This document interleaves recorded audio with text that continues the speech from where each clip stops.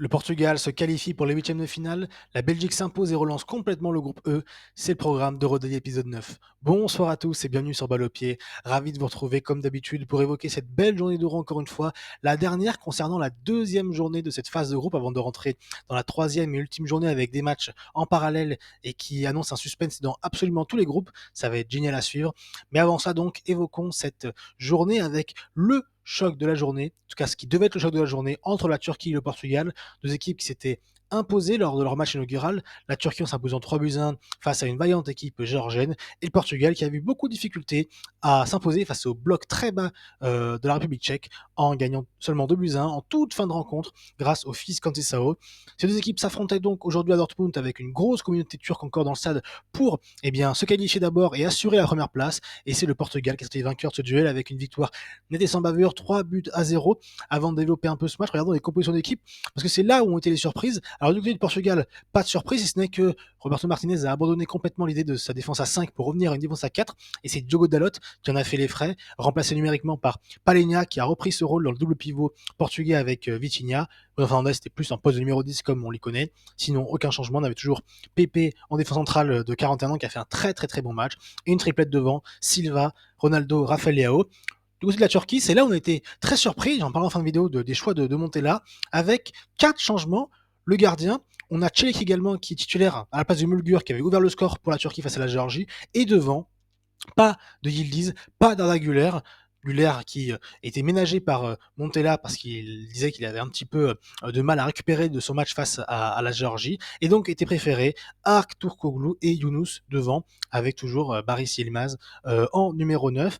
Et ça va être un match qui, pendant 20 minutes, va être surtout à l'avantage des Portugais. On va voir le Portugal avoir le contrôle du ballon, commencer à avoir de belles séquences, même si on sent que défensivement sur les ailes, que ce soit aussi bien Cancelo que Nuno Mendes, on a un petit peu cette difficulté à bloquer l'adversaire. On sent que les ailiers turcs, notamment Aktürkoğlu, se sont joués. Lui, en l'occurrence, de Cancelo, qui défensivement, on le sait, a beaucoup de mal.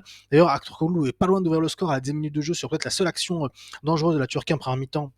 Avec ce centre, il me semble que c'est Yunus qui va centrer devant le but. Et Cancelo, un petit peu comme ça avait été le cas dans le Classico entre le Barça et le Real où il avait été lui-même débordé, et bien là encore il se fait complètement déborder dans son dos par Aktürkoğlu qui se rate un petit peu dans sa reprise.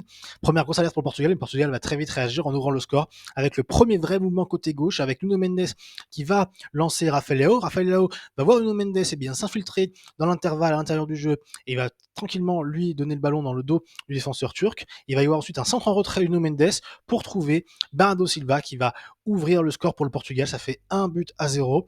Le Portugal qui, on va dire, est récompensé avec le premier vrai mouvement collectif réussi. On avait déjà eu quand même une maîtrise durant une grande partie de cette première mi-temps, mais c'est validé par un but. Ça a même été validé par un deuxième but sur une action totalement incompréhensible. On va d'abord avoir une récupération haute de Cancelo, très agressif sur le porteur. Cancelo qui était super bon dans cette manière de défendre en avançant. C'est un petit peu les qualités qu'on le connaît, de défendre en avançant, de se projeter, de participer au jeu offensif. Il avait été très timide, je trouve, face à la Tchéquie, où il avait du mal un petit peu à accélérer le jeu. Il a été beaucoup plus dans ce domaine aujourd'hui, notamment avec Bernardo Silva, avec qui il y a eu une très bonne relation durant tout le match. Ça va arriver donc sur Bruno Fernandes, je crois, qui va jouer le relais pour Cancelo. Cancelo va voir le départ de Ronaldo, qui va faire un appel contre appel. Cancelo donc se rate. Cancelo, on est un petit peu après Cristiano Ronaldo d'avoir arrêté cet appel. Et d'un coup, Cancelo va, sur notre écran de télé, on le voit, commencer à être content, à célébrer. Nous, on se demande pourquoi derrière la télé. Et d'un coup, le plan du caméraman, on a, il me semble que c'est Çelik qui essaye de sauver le ballon de son but. L'arbitre siffle le but accordé pour le Portugal. Ça fait donc 2-0 sur une erreur de Aïkedine qui a fait une erreur monumentale. Il y a une incompréhension totale avec son gardien qui s'était avancé pour prendre le ballon, qui semble lui parler, mais Aïkedine n'en a que faire. Il va la mettre en retrait assez fort, pensant la rendre à son gardien, et le ballon va aller dans le but vide. Çelik ne pourra pas la reprendre. Ça fait donc 2-0, une Turquie qui est mise KO au bout d'une demi-heure, et une équipe qui va clairement prendre un coup sur la tête et mettre de côté le match. On va clairement voir une maîtrise du Portugal qui, par plusieurs moments, aura eu des occasions pour en mettre un troisième, un quatrième, sur des frappes de Bruno Fernandes un petit peu au-dessus. Cristiano Ronaldo également, parfois sur des jeux de tête un petit peu trop courts pour remettre à ses coéquipiers ou même pour cadrer le ballon. On a toujours cette bonne relation, comme j'ai dit, entre Bernardo Silva et João Cancelo, et notamment avec Vitinha également, qui est encore une fois est un très bon soir pour le Portugal, qui n'hésite pas à se mettre au cœur du jeu et à se positionner pour demander le ballon auprès de ses coéquipiers en attaque. Lui qui est vraiment dans une forme incroyable depuis, on va dire, cette campagne de Champions League est très plus que réussie avec le PSG, pardon. Euh, donc un Portugal qui va gérer, qui a même marqué un troisième but à l'heure de jeu sur une belle ouverture. Il me semble que c'est de João Cancelo, si je dis pas de bêtises, qui là était un poste un peu plus axial. Il va lancer Cristiano Ronaldo qui n'est pas hors jeu, il est couvert par la défense turque. Et Cristiano Ronaldo va magnifiquement la donner à Bruno Fernandes qui est mieux placé. Ça va faire 3-0 pour le Portugal, une victoire nette et sans bavure de la bande à Cristiano Ronaldo. La Turquie poussera un petit peu en fin de match pour tenter de réduire la marque parce que effectivement au goal average, très mauvaise opération pour la Turquie qui avait une différence de but de plus 2 qui passe à moins 1 avec cette défaite. Et donc le Portugal qui se qualifie, première de son groupe assurée, qui maintenant va attendre son adversaire. On sait que le Portugal affrontera, il me semble, le troisième du groupe A, B ou C. Donc, dans le groupe A, pour l'instant, c'est l'Écosse, mais ça peut être donc Écosse ou Hongrie.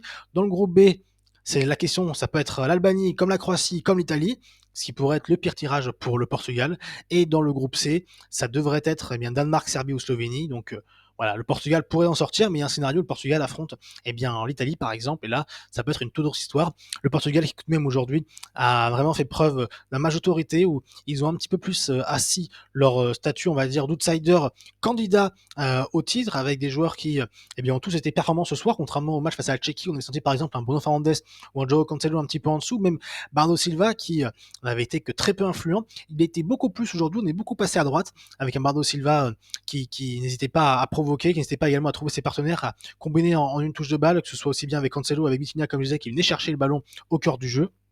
J'ai un petit peu moins aimé le match de Leao, qui d'ailleurs a pris un jaune et qui sera suspendu pour le troisième match, mais qui sera donc un match annexe pour le Portugal qui pourra faire proposer les troupes, puisqu'ils sont assurés d'être premiers. Raphaël Leao, qui je trouve encore est un petit peu trop nonchalant. Alors certes, il est sur l'action du premier but, mais dans ses duels, il en gagne très peu. Ça me fait penser d'ailleurs à un joueur dont on parlera un petit peu plus tard dans cette vidéo. Et donc une équipe du Portugal qui a eu beaucoup plus de maîtrise collective face à un bloc, il faut dire aussi moins bas que face à la Tchéquie. Une Turquie qui n'a pas hésité en début de match à avancer, à essayer de créer le danger dans le camp portugais, mais sans forcément réussir, avec un Palhinha qui a été, je trouve, assez bon dans cette manière également de couvrir le milieu de terrain portugais lorsque Vitinha se projetait. Un Pepe également, qui a 41 ans, est toujours le rock que l'on connaît, qui voilà, il est comme le bon vin, avec l'âge, il devient de mieux en mieux. Ça récompense aussi un joueur c'est un joueur de devoir pour le Portugal. Moi, la seule interrogation que je me pose pour cette équipe portugaise, c'est face à une université plus forte. Est-ce que la défense, notamment les ailes, Cancelo et Nuno Mendes, qui sont en défense, le point faible un petit peu de cette équipe du Portugal, il me semble aussi que c'était Arthur Koglu qui à un moment donné se retrouve entre Cancelo et il me semble que c'est Vitinha qui était venu aider ou Palhinha, je sais plus, au niveau de la surface. Et il me semble qu'un crochet ou d'un double contact, il se défait trop facilement de Cancelo. Cancelo également qui est dans son dos lorsqu'il doit défendre et que le ballon vient vers lui et face au but, il est en grande difficulté. Ça a failli amener l'ouverture du score pour la Turquie. Donc c'est les seules interrogations que je me pose pour cette équipe du Portugal. Aussi peut-être le Cristiano Ronaldo, qui a été bien plus en vue aujourd'hui, en tout cas dans la construction du jeu offensif portugais face à la Tchéquie. Mais j'ai encore des doutes sur sa complémentarité avec Bruno Fernandes sur le numéro 10. J'ai du mal à avoir une réelle complicité, des réels circuits de passe. J'ai l'impression qu'il se marche un peu dessus, surtout quand Cristiano, on sait, c'était un joueur qui a envie de participer, lorsque je peux le ballon, à participer au jeu portugais, ce qui est aussi le cas de Bruno Fernandes en tant que numéro 10 et d'organisateur un petit peu, même s'il était encore un petit peu meilleur quand même aujourd'hui, Bruno Fernandes. C'est la question que je me pose pour cette équipe du Portugal, mais des questions que le Portugal pourra travailler d'ici les huitièmes de finale, avec, comme je dis, un troisième match où ils pourront faire tourner une équipe du Portugal qui donc a rempli sa mission, 6 sur 6, voilà, une victoire 2-1 face à la Tchéquie, 3-0 face à la Turquie. Et la Turquie, justement, qui, moi, m'a déçu, et en commençant par Montella, qui, sa composition d'équipe, n'a été incompréhensible pour moi. Alors, Arda Güler, certes, il est mis sur le banc parce qu'il serait fatigué, mais alors s'il est fatigué, pourquoi le faire rentrer un quart d'heure alors que le match est fini, il y a 3-0 pour Portugal, et que leur fait-le reposer, j'ai envie de dire tout le match, plutôt que le faire rentrer 15 minutes et l'envoyer au charbon pour rien. Pareil pour Yildiz qui a joué 25 minutes. Pourquoi également faire ces changements? Alors moi, mon idée, ce que je pense, c'est que Montella l'a fait, par choix, c'est-à-dire que pour lui, il savait que le match contre le Portugal allait être très compliqué, et que c'était peut-être le moment de faire tourner avant de jouer une finale contre la Tchéquie. Alors le troisième match, où quoi qu'il arrive, la Turquie doit à minima faire un match nul. On en parlera d'ailleurs après au niveau du classement. Donc j'ai pas compris les choix de Montella, et puis surtout au niveau au niveau turc, la défense, ça a été encore une fois très compliqué. Aujourd'hui, aussi bien le CSC que les latéraux qui ont beaucoup souffert face à Nuno Mendes ou face à Bernardo Silva, ou encore l'alignement catastrophique sur le troisième but. Voilà, ça pose question. Voilà, Arda Güler donc qui est rentré pendant un quart d'heure, qui n'a pas fait grand chose évidemment dans un match qui était déjà plié. Il a essayé de poser ses partenaires. C'est dommage parce qu'évidemment, c'est le choc qu'on attendait entre la Turquie et le Portugal, mais ce choix un petit peu bizarre de Montella, eh bien, a forcément déséquilibré le match. Et puis, les 2 buts coup sur coup portugais, dont un sur une énorme erreur de la défense turque, ça n'a pas aidé les Turcs, j'ai envie de dire, à exister dans ce match. Les Turcs et donc joueront leur qualification face, face à la Tchéquie lors du dernier match, on en parlera juste après. Dans l'autre match de ce groupe, eh bien, la Géorgie a fait match nul face à la Tchéquie, un but partout, dans une première mi-temps mouvementée, avec d'abord un penalty peut-être oublié pour la Géorgie sur Davitashvili, même si pour moi il n'y a pas penalty, un but refusé pour une main de Rosek sur une touche, où ça va lui revenir dans les pieds, il va tirer sur Mamardashvili, ça va lui revenir sur la tête puis sur la main, elle est dans le but géorgien, donc le but va être logiquement refusé, avant un penalty concédé en fin de mi-temps par Ranak, le défenseur tchèque, tchèque, qui avait déjà concédé un but contre son camp lors du match face au Portugal. C'est lui qui fait main dans la surface et donc qui crée un penalty pour la Géorgie, transformé par Georges Mikotadze, qui marque le deuxième but de son tournoi après la relégation face à la Turquie. Mais la Tchéquie va réagir en deuxième mi-temps, va globalement dominer cette deuxième mi-temps. Elle va être récompensée par un but de Patrick Schick qui va être un petit peu en renard de surface sur un corner, qui va tromper Mamardashvili.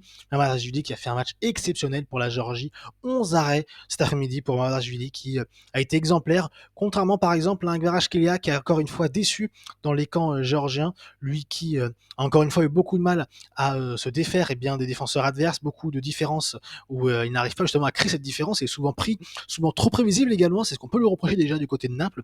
Il a encore été trop prévisible ce soir, trop de manque de lucidité ou de justesse dans le dernier geste, combien de frappes qui partent à côté de la cage tchèque, combien également de centres ou de corner mal tiré, un petit peu à l'image de Griezmann contre les Pays-Bas pour l'équipe de France.